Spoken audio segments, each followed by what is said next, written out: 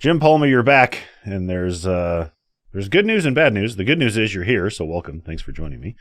And the bad news is we have a vulnerability that's running wild. So thank you for joining. I know you've been working a ton on this, and so that's very much appreciated, not only by us but by the industry as a whole. Can you tell me a little bit about this? What is this vulnerability that's going on? Sure. So this is a brand new vulnerability, and it's actually more than one.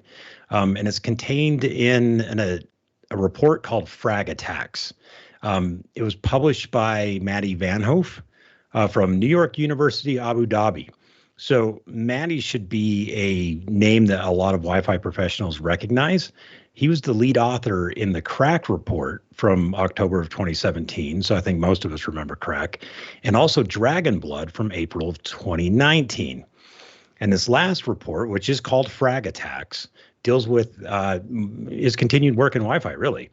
And while the previous two efforts covered the encryption and cryptography that's used in Wi-Fi, this report is more focused on how Wi-Fi devices receive, store, and then process fragmented data that comes in over the air. So in total, there's actually 12 CVEs, and CVE stands for Common Vulnerabilities and Exposures. And there's 12 of them that have been assigned for this report to deal with Wi-Fi. And some of these go back actually quite a ways. There's speculation that some of these have been around since Wi-Fi was introduced in 1997, and it's just now coming to light now. Wow. Okay, so is there an immediate concern for the safety and security of our data that we transmit over Wi-Fi networks? So there's not. And this is the big difference in this attack, or this report, and all these attacks compared to the previous ones. Nothing in this is about the encryption in Wi-Fi or the cryptography behind it. Crack and Dragon Blood is about the cryptography and the encryption and how the keys are done and breaking those keys and doing that stuff. If I had to guess, and this is just my personal opinion, some of these vulnerabilities were found as they were trying to kind of work around this inability to actually crack that encryption. Malicious actors like to be able to decrypt things on the fly and be like, oh yeah, your encryption doesn't matter. I can decrypt it and I can get that data and get that information immediately. And this isn't that. And so I think what happened is when they were like, hey, how do we try to break the cryptography again? They went, we can't. So maybe there's a different way. If you build a strong enough front door, and somebody's like, yeah, we're not even going to try to bust down that front door, but let's see if we can find another way in, find another way. And I think that's where this report really came from, and the origins behind it.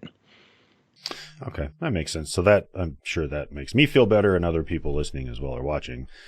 So when we look at these, what can we do right now to at least prevent this? So the unfortunate thing is because it deals with how the data is fragmented when you send data over the air.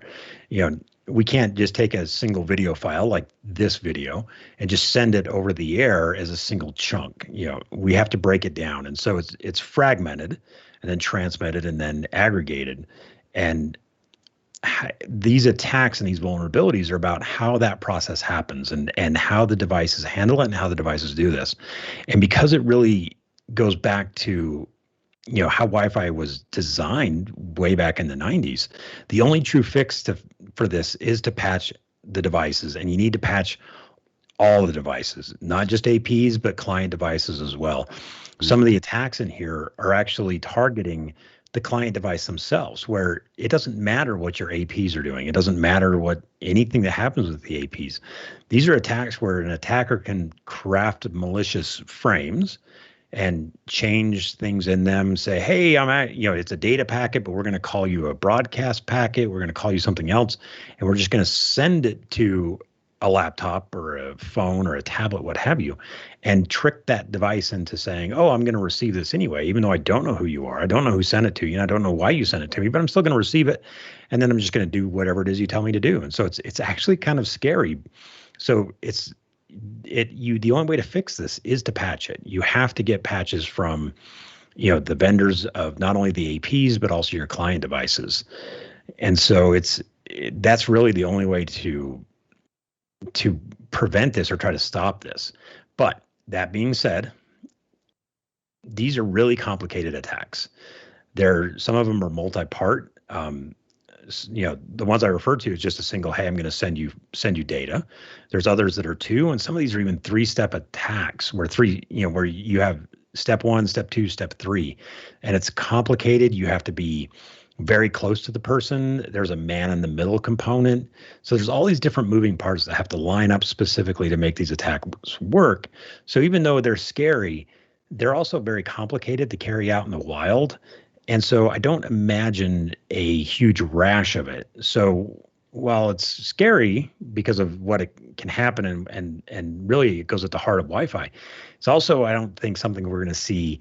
There's not going to be a bunch of hackers going out this afternoon or tomorrow, and all of a sudden, stealing everybody's data. So there's still a lot of moving parts, but yeah, the end of the day, we're going to have to patch everything. So one of the things that's always a little bit unnerving is when you find vulnerabilities like this, the industry has to catch up and create patches for it, right? So as we wait for vendors as a whole to have everything patched and those patches available, what can we do in the meantime? So I'm actually glad you mentioned the thing about having, getting all these patches out, because there really is a lot. And because it's not just something that deals with, say, Dragon Blood, where it was just around WPA3, because it's Wi-Fi in general, it affects all generations of Wi-Fi. So there's lots of moving parts in here. There's lots of different things. And so there's just been a ton of work, like you alluded at the beginning, behind the scenes in order to get these patches out. So I know they're coming. There's going to be some that are going to be posted a lot sooner than others. So in the meantime, while we're waiting on this, there's some things that people can do. And it's interesting because the researchers, Matty Van Hoof and his team, actually point to this, where they say that there's some current standards that exist today that would help prevent some of these attacks and mitigate these things, except they're not used today, at least not widely. They're there, but we're not using them. Some of those things are like 802.11w, which is protected management frames, which is the ability of sort of after the device, when the device starts talking to the AP and they're passing traffic, attackers like to come in and they like to try to bump you off, and they attack those management frames.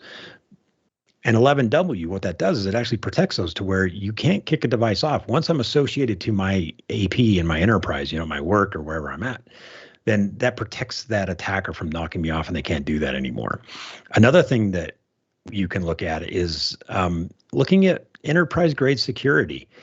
As Wi-Fi has evolved and we've gone on, it used to be, it was WEP, and then WEP got cracked. So then we went, WPA2, and or WPA for a minute, and then WPA2, and it was personal, and we had pre-shared keys, and everything was great.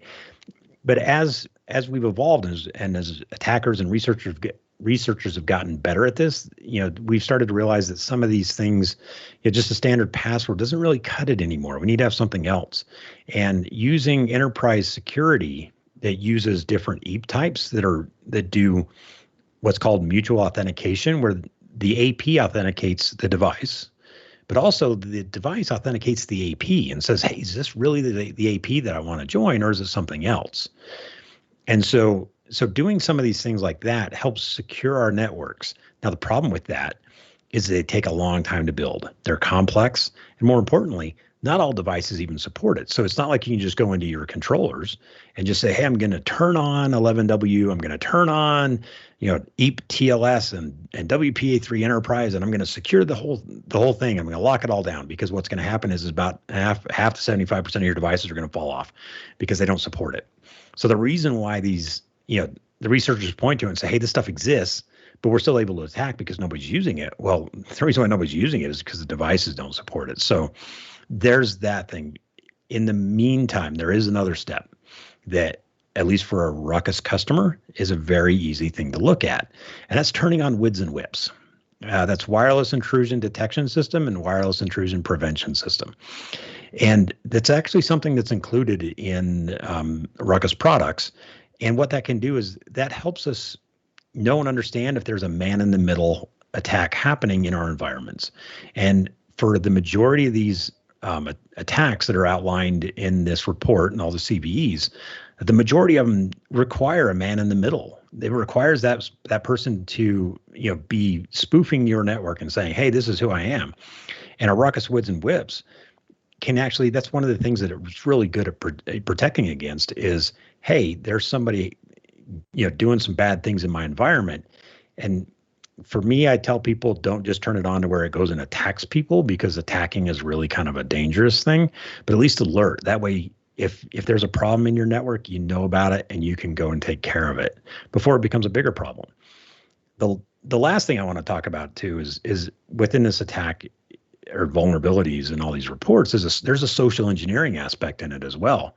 So some of the more damaging attacks actually requires a man in the middle and a social engineering aspect of the, you got to have that person click on a malicious link, hey, I'm going to send you, and we all get the phishing, email trainings, and saying, hey, this a phishing email.